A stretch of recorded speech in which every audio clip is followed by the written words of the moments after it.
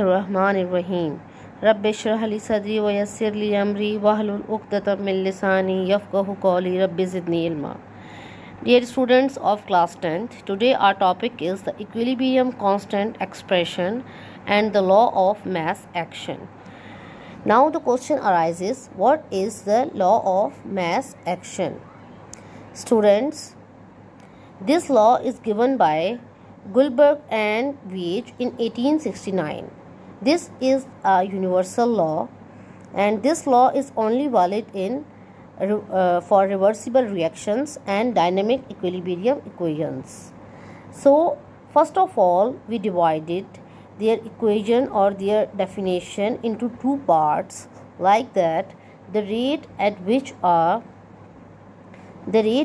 substance reacts is directly proportional to its active mass. What is active mass? Active mass is the mass of a substance which is used during a chemical reaction. यानी आप ये समझे कि substance हम किसे कहते हैं, यानी रिएक्टेंट्स को. ये रिएक्टेंट्स हैं, इनको हम कहते हैं कि जो सब्सटेंस आपस में रिएक्ट कर रहे हैं, वो जो है रिएक्ट कर रहे हैं वो डायरेक्टली प्रोपोर्शनल है किससे, एक्टिव मैस से. और what is active mass? Active mass कहते हैं वो सब्सटेंस जो इस्तेमाल हो केमिकल रिएक्शन के दौरान. इसका मतलब है कि अगर आपके पास A 40 ग्राम है और B 40 ग्राम है, अब ये रिएक्शन है, इसके इनिशियल स्टेट में आपने A 40 ग्राम और B 40 ग्राम लिया. फाइनल स्टेट में आपके पास A 25 ग्राम आया एंड B भी आपके पास 15 ग्राम आया. तो यूज्ड आपके पास कितना हुआ, A 15 और B 25. अगर आपके पास A 15 और B 25 यूज़ हुआ है तो ये आपका कौन सा मैस है, एक्टिव मैस, यानी एक्टिव है जिसने रिएक्शन में पार्टिसिपेट किया. अब इन दो एक्टिव मैसेज में से रेट किसका ज़्यादा है? यकीनन B का ज़्यादा है. B 25 इस्तेमाल हुआ है तो रेट ऑफ रिएक्शन B का ज़्यादा है.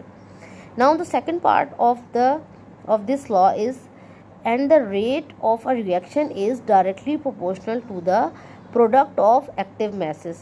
मतलब इसका जो रेट ऑफ रिएक्शन है जो ज़्यादा अमाउंट में है वो डायरेक्टली प्रोपोर्शनल किससे है, एक्टिव प्रोडक्ट यानी एक्टिव मैस, प्रोडक्ट का जो एक्टिव मैस है उसके साथ ऑफ द रिएक्टिंग सब्सटेंसेस. ये लॉ एक यूनिवर्सल लॉ है और ये एक उन रिएक्शंस पे होता है जो रिवर्सिबल रिएक्शन है, जिनमें ये डबल एरो आपको नज़र आ रहा है, ये रिवर्सिबल रिएक्शन की साइन है. Now the rate of reaction is directly proportional to the active mass and we represent this active mass by this large bracket. Now the second one is that its derivation. If you follow the last equation that in which the rate of forward reaction is equal to the A and B, in which if we remove this proportional sign, then this proportional sign will be removed and Kf will become Kf. The word Kf means the rate of forward reaction. Kf, rate constant of forward reaction.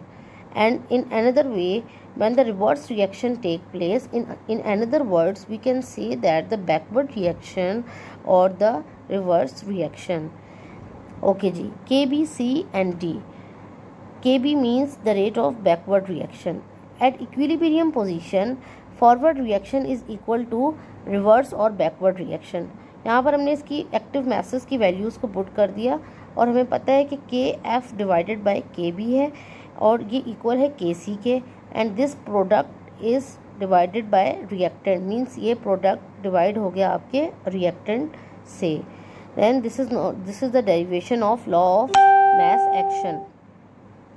This is the another derivation of law of mass action is that the forward reaction Kf, this is the equation. With the help of this equation you can easily solve this derivation. This A is basically the coefficient and this B is coefficient C. Coefficient आपका square बन जाता है और ये आपका A और B active masses के bracket में आ जाता है जो forward reaction is directly proportional to A B and the reverse rate is equal to C and D, and in equilibrium position forward reaction is equal to reverse reaction. You will put all these A or B means these parts, reactant or product, in equilibrium position, and in last K forward reaction divided by reverse reaction, और ये बराबर हो जाएगा Kc के, यानी equilibrium constant के. This is one of the example of the equilibrium constant in which the initial rate of the reaction is this type. इन जैसे आपके पास A और B है, A रेड कलर का ये है और B आपका ग्रीन कलर का है, और C आपका प्रोडक्ट है. आपके पास ये देखें प्रोडक्ट बाय रिएक्टेंट, यानी K इक्विलिब्रियम फॉर्म में आ गया जिसमें ब्लू कलर ऊपर है, मतलब प्रोडक्ट बाय रिएक्टेंट.